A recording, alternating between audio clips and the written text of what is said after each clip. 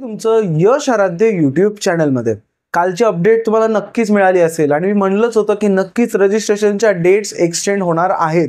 थोडंसं लास्ट मोमेंटला झाल्या, पण मला माहित होतं नक्कीच सीईटी सेल जे आहे त्यांना डेट्स ज्या आहेत त्या एक्सटेंड कराव्याच लागणार आहेत आणि त्या तशाच झाल्या, फक्त लास्ट मोमेंटला झाल्या. त्याच्यामुळे बरीचसं भीतीदायक वातावरण निर्माण झालं होतं. तर आजच्या व्हिडिओमध्ये आपल्याला समजून घ्यायचं की ह्या डेट्स एक्सटेंड झाल्यात त्याच्यामुळे ॲडमिशनवर काय इम्पॅक्ट पडणार आहे, इंजिनिअरिंग कॉलेजमध्ये तुम्हाला ॲडमिशन कधी मिळेल, की कॅप राऊंडची प्रोसेस कधी होईल, या स्पॉट राऊंड्स कधी होतील, या सर्व गोष्टी आपल्याला आजच्या व्हिडिओमधून समजून घ्यायच्यात. त्याआधी एक इम्पॉर्टंट अनाउन्समेंट आहे की स्टुडंट्स विचारत होते की दादा कधी कोर्स चालू होणार आहे. काही जणांनी एनरोल केलंय, काही जणांचं राहिलंय आणि सगळ्यांसाठी 31 पासून कोर्स चालू होणार आहे आणि तुमच्यासाठी खूप काही सरप्राइजेस मी घेऊन आलोय. नक्कीच मला माहिती आहे तुमच्या मनात काय आहे काय नाही. काही सरप्राइजेस मी तुमच्यासाठी प्लॅन केलेत.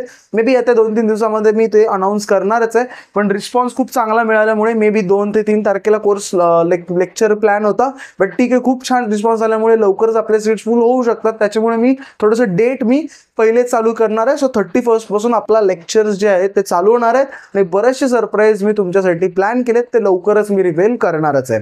सगळ्यांच्या मनात प्रश्न पडला की दादा या नवीन डेट्स आल्यात या अजून वाढू शकतात का. मी माझं प्रेडिक्शन सांगतो, आता डेट्स वाढणार नाही. वाढले तर एखाद दिवस वाढेल, बट फार कमी चान्स आहे आता डेट एक्सटेंड होण्याचा. त्यामुळे तुमचं जे काय पॉसिबल आहे, जर ओपनमध्ये करायचं आहे ओपन, जर डॉक्युमेंट्स मिळत आहेत तर डॉक्युमेंट्स घेऊन काही असो, आता लवकरात लवकर तुम्हाला 28च्या निकाली लागणं गरजेचं आहे. रजिस्ट्रेशन स्वतःचं कंप्लीट करून घेणं गरजेचं आहे. याच्यानंतर डेट्स एक्सटेंड होणं खूप अवघड आहे. ओके, मग दादा जर 28 पर्यंत रजिस्ट्रेशनच आहे, मग कधी आपल्याला ॲडमिशन मिळणार, कधी आपले स्पॉट राऊंड्स होणार, कधी कॅप राऊंड्स होणार आणि सगळ्या गोष्टी प्रोसेस होणार कधी.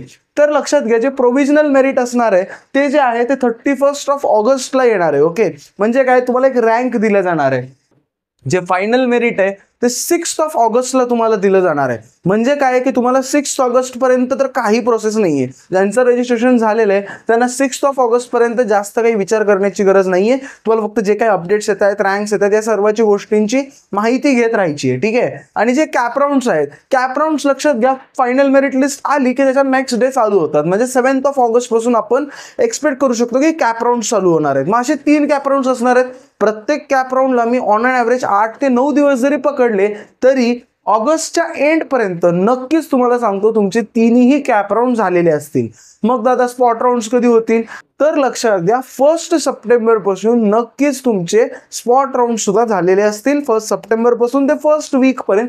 म्हणजे मॅक्झिमम ॲडमिशनची जी कट ऑफ डेट असणार आहे, कट ऑफ डेट दिली जाते, त्याआधी त्या कॉलेजेसला स्पॉट राऊंड कंडक्ट करावे लागतात आणि फायनल ॲडमिशन प्रोसेस बंद होते. त्याला कट ऑफ डेट म्हणतो. आणि ती कट ऑफ डेट जी असणार आहे ती 7 ते 8 सप्टेंबरच्या आत सगळ्या गोष्टी कव्हर होतील. आणि मी तुम्हाला सांगतो 1 तारखेपासून येणाऱ्या म्हणजे सप्टेंबरमध्ये कॉलेजेस सुद्धा तुमचे चालू होतील. ठीक आहे, कारण कॅप राऊंड 1-2 झाले की कॉलेज त्यांचे चालू व्हायच्या डेट सुद्धा अनाऊन्स करतातच. ठीक आहे. सो नक्कीच काय की येणाऱ्या महिन्यामध्ये 1st वीक किंवा मॅक्झिमम 2nd वीक ऑफ सप्टेंबरमध्ये तुम्ही सगळेजण कॉलेजेसमध्ये असाल आणि तुमचे जे कॉलेजेस आहेत ते चालू होणारच आहे. ठीक आहे. हा थोडासा डिले झाल्यामुळे लक्षात घ्या तुमचं सेमिस्टर कमी कमी होत चाललंय.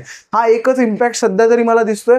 कारण काय होतं लक्षात घ्या, डिसेंबरमध्ये किंवा नोव्हेंबरमध्ये तुमच्या फायनल एक्झाम्स असतात. पहिलं सेमिस्टर खूप छोटं असतं, तर त्यांना 4-5 महिन्याचा सिलेबस हा 2-3 महिन्यामध्ये कव्हर करावा लागतो. सो ॲडमिशन प्रोसेस लवकरात लवकर झाली तर कॉलेजेसला सुद्धा व्यवस्थित टाईम मिळतो. त्याच्यामध्ये इनसेम असतात, एंडसेम असतात आणि 5 सब्जेक्ट्स असतात.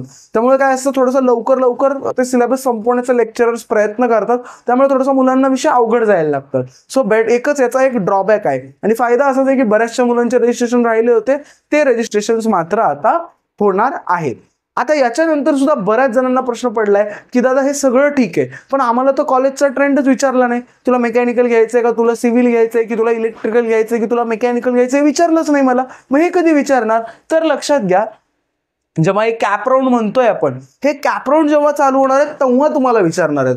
मग आता नेमकं काय विचारणार हे का सांगतोय, आता वेळानं तुमच्याकडे जे 10 दिवस उरलेत त्याच्यामध्ये तुम्हाला एकच काम करायचं की कॅप राऊंडची लिस्ट बनवून ठेवायची. जर तुमची कॅप राऊंडची लिस्ट रेडी आहे तर तुमचं सगळं काम झालंय. आणि जर तुमची कॅप राऊंडची लिस्ट रेडी नाहीये तर तुमचं काहीच झालेलं नाहीये. रजिस्ट्रेशन म्हणजे फक्त तुम्ही रजिस्टर केलं, याच्याने ऍडमिशन मिळतं अशातला काहीच भाग नाहीये. काही बऱ्याच जणांना काय वाटतं, आता रजिस्ट्रेशन केलं, आता काम झालं, आता आपल्याला डायरेक्ट कॉलेज मिळणार आहे. अशातला भाग नाहीये. तुम्हाला कॉलेजेस टाकावी लागणार आहेत, तुम्हाला ब्रांचेस टाकावी लागणार आहेत, तुमच्या कट ऑफ रिलेटेड टाकावी लागणार आहेत, त्याच्यात प्रेफरन्स द्यावा लागणार आहे. नाही तर काय होणार आहे की काही पण अलॉट होईल. तुम्हाला व्यवस्थित सिक्वेन्स टाकावा लागणार आहे. तर मी एक ऑलरेडी व्हिडिओ बनवलाय, कॅप राऊंड म्हणजे नेमकं काय. तो व्हिडिओ तुम्ही सगळ्यांनी बघा, तुमच्या लक्षात येईल की बाबांनो कॅप राऊंड काय असतं, कशी लिस्ट बनवायची असते. सो आता इथून पुढे तुमच्यासाठी एक टास्क आहे. काय टास्क आहे की तुम्हाला तुमची लिस्ट बनवायला चालू करायची आहे 7 तारखेपर्यंत. मग बऱ्याच जणांचा कॅप राऊंड मध्ये पण प्रश्न पडलाय की इथून पुढे काय होणार आहे दादा, हे कॅप राऊंड होतात म्हणजे नेमकं काय होतं. लक्षात घ्या, बऱ्याचदा काय होतं, मुलांना वाटतं की फक्त मला CS घ्यायचं तर मला CS टाकावं लागेल, किंवा मला ITs टाकावं लागेल, किंवा मला मेकॅनिकल टाकावं लागेल, किंवा मला फक्त पुणे टाकता येईल, किंवा मला मुंबई टाकता येईल. किंवा बऱ्याच जणांना काय वाटतं, मला सगळे ऑप्शन्स दिसतील की तुला हे कॉलेज मिळतंय, हे कॉलेज मिळतंय, हे कॉलेज मिळतंय, आणि तुम्हाला त्याच्यातलं सगळ्यापैकी एक सिलेक्ट करायचं. अशातला भाग नाहीये.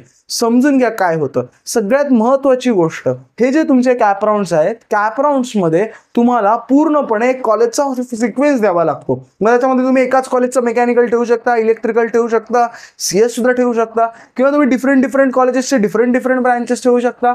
तुम्ही वेगवेगळ्या लोकेशन पण ठेवू शकता. तुम्ही प्रत्येक महाराष्ट्रामध्ये इंजिनिअरिंग कॉलेज आहे जे CET सेल अंडर येतं, ज्याचे ऍडमिशन सेंट्रलाइज प्रोसेस थ्रू होतात, म्हणजेच कॅप थ्रू होतात, त्यांचे जे आहेत त्यांचे तुम्ही नाव, त्यांचा ब्रांच कोड एक असतो, कॉलेज कोड असतो. तुम्ही एकदा त्याच्यावर सेपरेट व्हिडिओ बनवेन आणि तो तुम्हाला तिथे ठेवायचा असतो, आणि त्याला तुम्हाला एक सिक्वेन्स द्यायचा असतो. आणि त्या सिक्वेन्स प्रमाणे कॉम्प्युटर चेक करतं की वरून तुमच्या चेक करत जातो. तुम्ही वर COEP ठेवलं, PICT ठेवलं, तर कॉम्प्युटर बघेल की COEP मिळतंय का, PICT मिळतंय का, VIT मिळतंय का, PCCE मिळतं. सो सिक्वेन्सने कॉम्प्युटर खाली जाईल आणि चेक करेल की तुम्हाला काय अलॉट होतंय, आणि जे अलॉट होतंय ते मात्र कॉम्प्युटर तुम्हाला तिथे देणार. मग त्याच्या खाली जरी एखाद्या मुलाने समजून घ्या VIT वर ठेवलंय, ठीक आहे, आणि COEP खाली ठेवलंय, मे बी त्याला COEP मिळत असेल, पण त्याला COEP खाली ठेवल्यामुळे कॉम्प्युटर काय करणार, सरळ त्याला VIT अलॉट करून टाकणार. तर महत्वाचं काय, प्रायोरिटी महत्वाची. जिथे आपल्याला जायचंच नाहीये ते टाकून पण उपयोग नाही. एखाद्या मुलं असतात, लातूरचे असतात किंवा दुसरीकडचे असतात, त्यांना मुंबईला जायचंच नसतं, किंवा त्यांना कुठेतरी चंद्रपूर वगैरे त्या साईडला जायचंच नसतं, तरी ते काय करतात, तिकडे चंद्रपूरला टाकून देतात. मग काय होतं, चुकून लागून जातं. मग चुकून तिकडे ऍडमिशन लागल्यानंतर प्रॉब्लेम्स चालू होतात.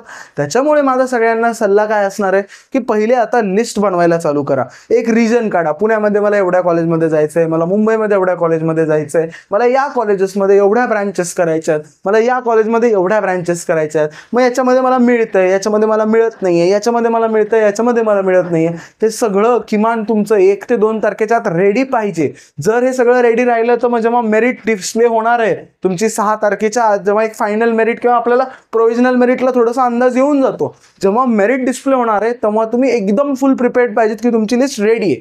मग काय होतं, कारण लक्षात घ्या कॅप राऊंडला 3च दिवस असतात. पहिला दिवस तर थोडंसं बघण्यामध्येच जातो, सेकंड डेला सगळ्यांचे फॉर्म भरावे लागतात, कारण थर्ड डेला साईटवर खूप लोड असतो, मग फॉर्म सबमिट होत नाहीत, इश्यूज येतात.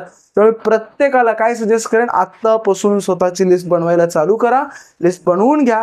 येणाऱ्या काळामध्ये 1च महिना आता आपल्याकडे आहे, 1 महिन्यानंतर मात्र तुमचे सर्वांचे ऍडमिशन्स होणार आहेत. आय होप तुम्हाला एक बेसिक आयडिया आलेली आहे की इथून पुढे काय काय होणार आहे.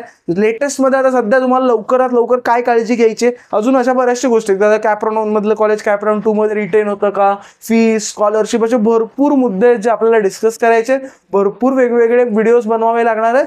बट आजच्या घडीला जे तुम्हाला नियरेस्ट टास्क आहे तो आहे कॉलेज लिस्ट बनवणं. इतके दिवस होता रजिस्ट्रेशन, आता रजिस्ट्रेशनचं ऑलमोस्ट आता सगळ्यांना आयडिया आलेली आहे. सो आता रजिस्ट्रेशन हा टास्क संपलेला आहे. आता महत्वाचं आहे लिस्ट बनवणं. सो आता लिस्ट बनवण्याकडे फोकस करा. कशी काय बेस्ट लिस्ट तुम्ही बनवू शकता याचा विचार करा, आणि व्यवस्थित आता या कॅप राऊंड्सकडे थोडंसं फोकस करायला चालू करा. लिस्ट कशी बनवायची याच्यावर व्हिडिओ हवा असेल तर नक्की मला कमेंट सेक्शनमध्ये कळवायला विसरू नका.